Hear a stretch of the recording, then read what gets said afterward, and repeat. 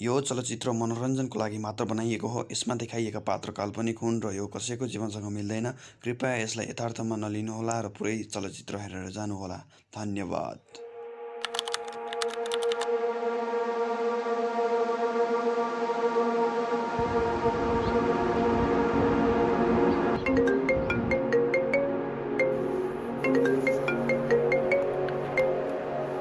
हजुर त्यहाँ सुन त एउटा भाइ चाबी लिन आउँदै थियो तिम्रो रुममा।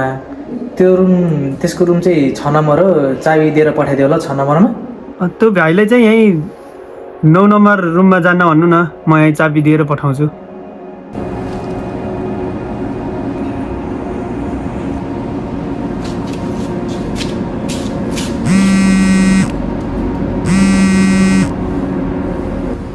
हजुर दाइ, तिम्रो रुमको चाबी चाहिँ मैले 9 नम्बरको मान्छेलाई दिएको छु है। ए हस् हुन्छ, त्योसँग गएर दियो। हस् हुन्छ हुन्छ।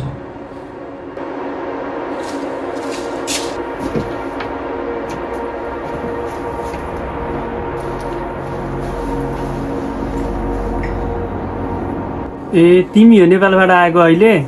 हजुर म नै हो। ल कुन रुममा बस्ने हो र? म चाहिँ रुम नम्बर 6 मा बस्नेवाला छु।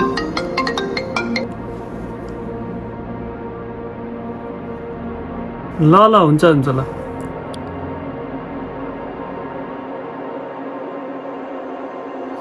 ए 6 रुम? ए त्यो रुम त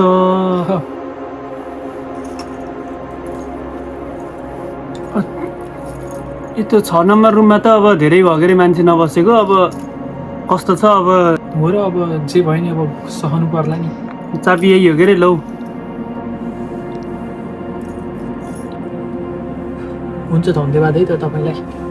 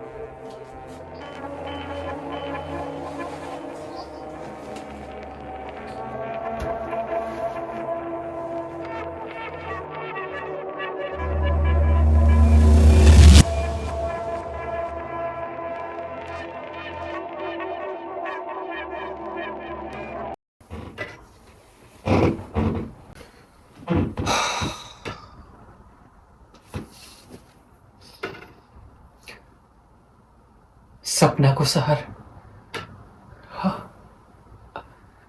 के छ, कसो छ, घुम्न त जानुपर्ने हुन्छ। बिस्तारै पनि रेडी भयो अब।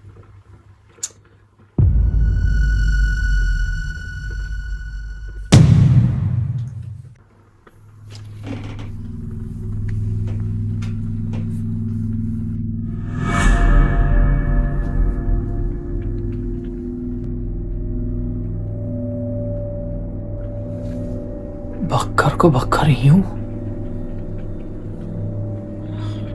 यहाँको मौसम त अजब छ त।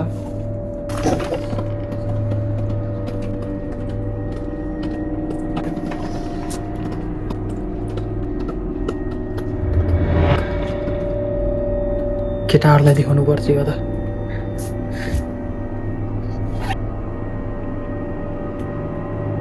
ओ साथी, हेलो। हेलो साथी, कति बेला पुग्यो साथी? ओ साथी, रुममा आएर मैले बिस्तारा पनि बनाइसकेँ। तर यहाँ हेर न, तिमीलाई म एउटा सरप्राइज देखाउँछु ल। यो सरप्राइज चाहिँ यो हो कि हाम्रो यतातिर चाहिँ हिउँ परे। हो र? खै खै हेरौँ त।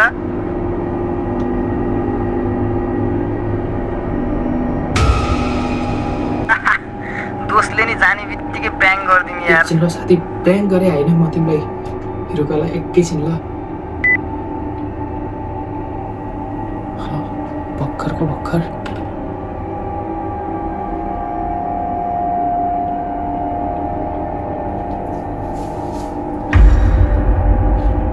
भर्खरसम्म त हिउँ पर्दै थियो त, तर मौसम अहिले कसरी क्लिन भयो? खै के कसरी सक्दिनँ यार।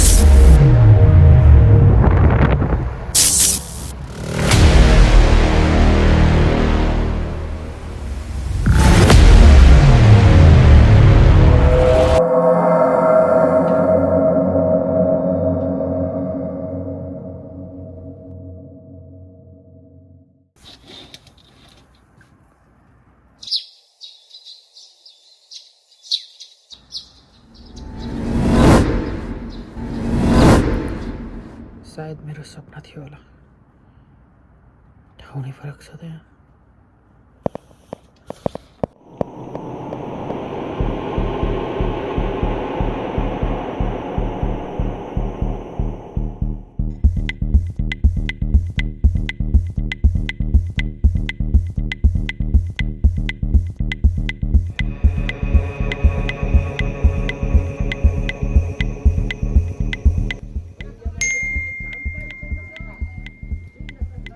फर्स्ट टाइम घर छोडेर जाँदा एक्लो हुँदा त्यस्तो फिल भएको होला नि।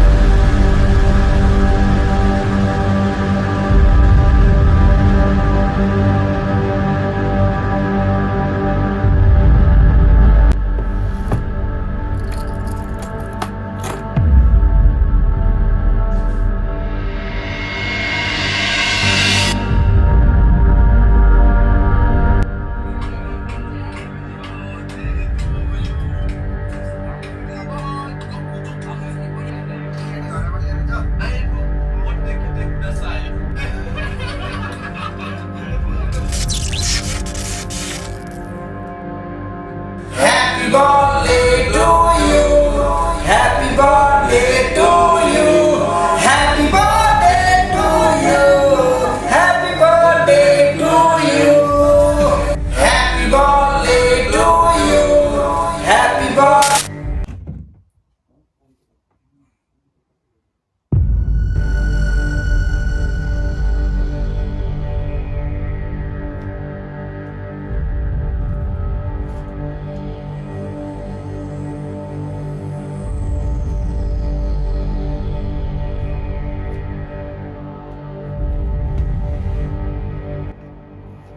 होइन यो रुममा अब बस्न सकिँदैन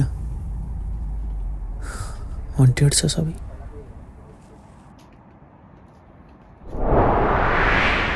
भाइ मेरो रुम चेन्ज गरिदिने यो रुममा त म बस्न सक्दिनँ डराउन मात्र दिन्छ ए भाइ 6 महिना कोही मान्छे त्यो रुममा नआएर बस्दैमा के भुताएर बस्छ त भाइ त्यहाँ कस्तो अचम्मको कुरा गरे तिमी वरुण जाउँ न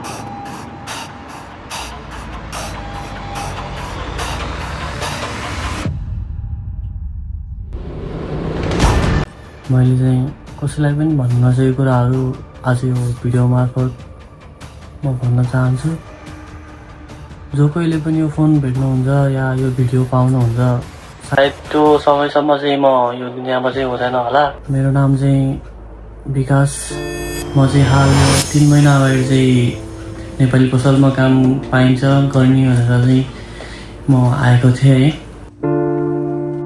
आफ्नो सपना पुरा गरौँला भनेर चाहिँ म आएको थिएँ तर जे सोच्यो कहिले पनि त्यो सोचेको जस्तो कहिले पनि हुन सकेन 7 घन्टाको सिफ्टमा जहिले ओभर टाइम अब 12 घन्टासम्म पनि काम गरेको पनि धेरै हुन्थ्यो काममा लागेपछि अब कहिलेकाहीँ रमाइलो पनि हुन्थ्यो अनि पार्टी साइटी पनि गरिन्थ्यो अनि मेरो रुममा कहिलेकाहीँ बर्थडे पार्टी पनि मनाइराखिन्थ्यो बर्थडे पार्टी मेरो रुममा पो हुन्छ नि त ल हुन्छ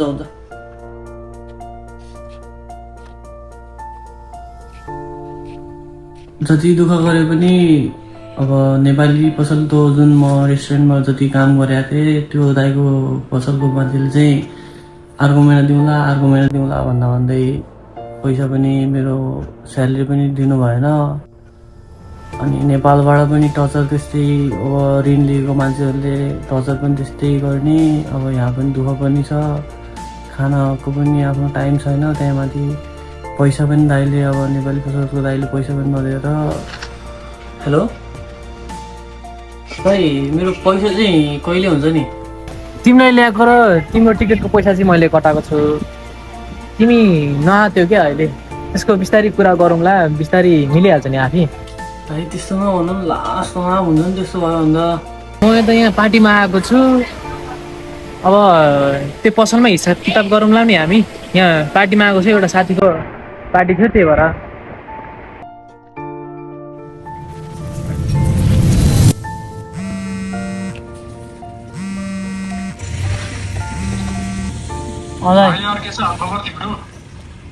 ठिकै छ यार अनि भाइ यार तिमी यहाँ पैसा यार के गर्दैछौ कसो गर्दैछौ अब यसले ल्याइदिन्छु भन्थ्यौ पछि दाइ यार यस्तो नभन्नु न अहिले लास्ट मलाई गाह्रो भइरहेको कि दाइ त्यो काम गरेको दाइबाट नेपाली पसलको दाइबाट पनि पैसा अब 2-3 महिना काम गरिसकेँ अब पैसै दिनु भएन दाइ यहाँ तमा भइसक्यो मलाई यहाँ खाने पैसा पनि नहोला जस्तो भइसक्यो दाइ पैसै नभएर लिएर आएको पैसा सक्यो दाइ अब थोरै पखाउनु दाइ कारण गर्नु न दाइ के भन्थ्यो जान मात्रै थियौँ न तपाईँलाई त बिहा चाहिँ आज के हो तपाईँलाई स्वाट दिइहाल्थ्यो भनेर यस्तो हो तर मैले नि यार आफ्नो छोराछोरीको हेरेर बिहे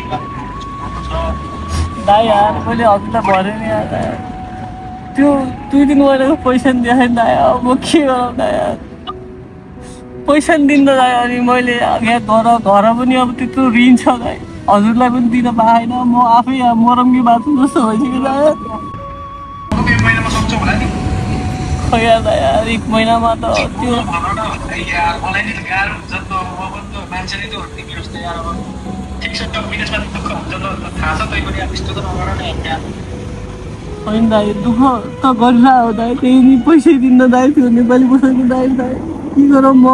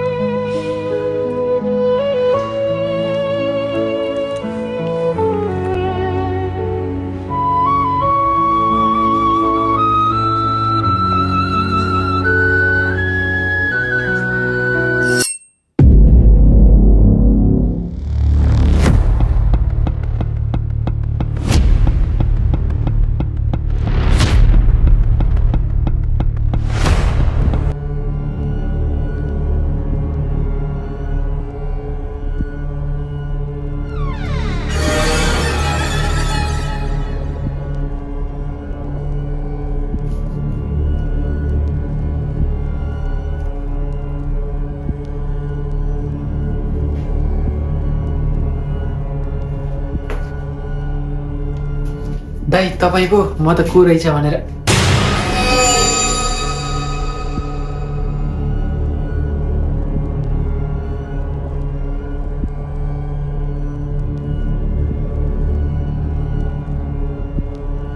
भाइ म यता छु यता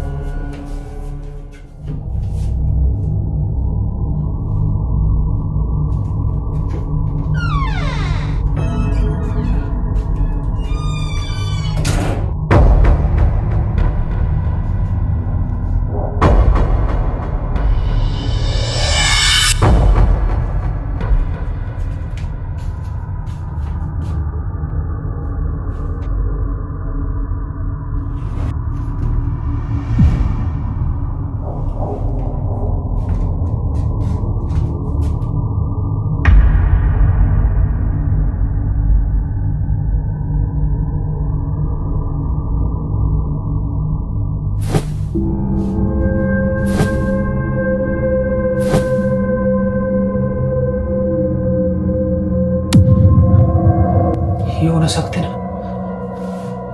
म सपना देख्दैछु म सपना देख्दैछु यो हुन सक्दैन